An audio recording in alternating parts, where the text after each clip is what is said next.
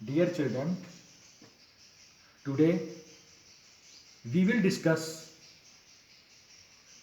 on a very beautiful poem, The Seven Ages of Man, composed by a very prominent poet, William Shakespeare. The Seven Ages of a Man यानी आदमी की 7 अवस्थाएं। व्यक्ति जीवन में अलग अलग अवस्थाओं को जीता है, कभी एज ए सन, कभी father, teen age, young age और ओल्ड एज को पार करते हुए वह मृत्यु को प्राप्त हो जाता है। But Shakespeare thinks different about the life. He divided life into 7 parts. Shakespeare जीवन को 7 हिस्सों में बांटता है। According to Shakespeare, man's life can be divided into 7 stage. Shakespeare के हिसाब से आदमी की जो लाइफ है उसको 7 पार्ट में हम डिवाइड कर सकते हैं। पहला है इन्फेंट, दूसरा स्कूल बॉय, तीसरा जो उसका पार्ट है वो लवर, फिर सोल्जर, फिर जस्टिस, पेंटालोन और फिर उसके बाद ओल्ड एज। तो सबसे पहले हम बात करेंगे इन्फेंट की, यानी कि शिशु अवस्था।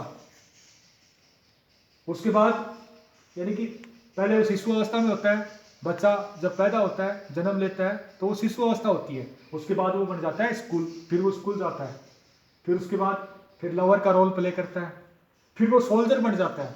चूंकि शेक्सपियर ने इस पोएम को एक सोल्जर की लाइफ को ध्यान में रख के, एक सैनिक की जिंदगी को ध्यान में रख के इस पोएम को उन्होंने कंपोज किया है। हो सकता है कि वो फार्मर बने, टीचर बने, उसके बाद फिर वो जस्टिस बनता है, यानी कि एक सेंसिबल पर्सन बन जाता है, एक समझदार व्यक्ति बन जाता है, अपने ही घर में निर्णायक का काम करता है और समझदारीपूर्ण बातें करने लगता है।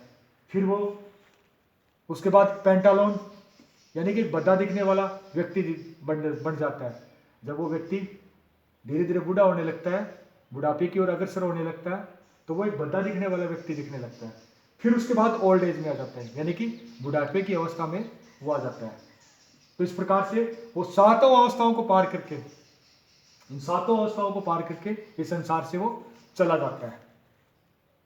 शेक्सपियर, जिनको कहीं न कहीं ये लगता है कि ये जो दुनिया है, ये संसार है, ये वर्ल्ड है, ये पूरा का पूरा एक स्टेज है।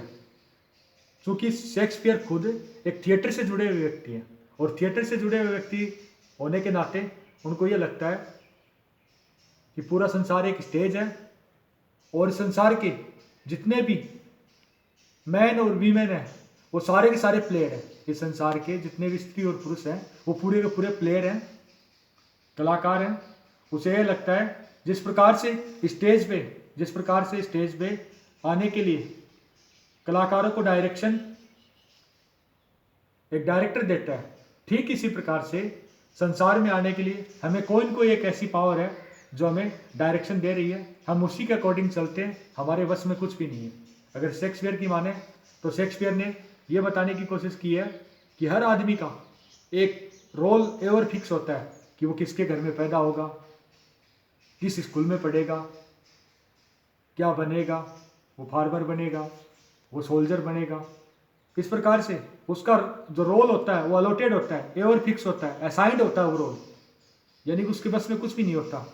तो इस प्रकार से फिर वो रोल प्ले करता है। संसार में उसका अपना एक आना है और अपना एक जाना है। जाने का टाइम भी अलग होता है और आने का समय भी अलग होता है, यानी कोई किसी को बता के नहीं आता कि मैं जन्म ले रहा हूँ, न जब संसार से कोई जाता है न बता के जाता कि मैं जा रहा हूँ। पोएम की पहली लाइन से में शेक्सपियर ने कहा भी है कि all the world is a stage, all the world is a stage. ये पूरा का पूरा संसार एक रंगमंच है। ये जो दुनिया है ये पूरी की पूरी एक रंगमंच ही तो है। उसे यह लगा कि पूरा संसार एक बड़ा प्लेटफॉर्म है, एक रंगमंच है। जिस प्रकार से रंगमंच के ऊपर कलाकार आते हैं और अपना रोल प्ले करते हैं और चले जाते हैं, अपने हाथ में कुछ भी नहीं है। All the world is a stage and all the man and women are mainly player. और इस संसार के जितने मैन और वुमेन हैं, इस संसार के जितने भी औरतें, स्त्री, पुरुष, जितने भी लोग हैं वो सारे के सारे प्लेयर हैं। उनकी अपनी कोई मर्जी नहीं होती, वो ऊपर से इंडिकेट होते हैं, उनको ऊपर से एक डायरेक्शन मिलता है, उसी डायरेक्शन के हिसाब से वो रोल प्ले करते हैं और इस संसार से चले जाते हैं। तो ये 7 अवस्थाओं पे लिखी हुई पोएम है।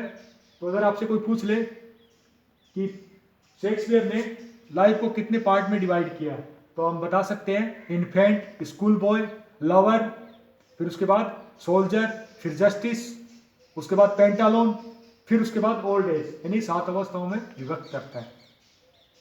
तो अगले पीरियड में यानी नेक्स्ट डे आपको मैं पोएम पढ़ाऊंगा।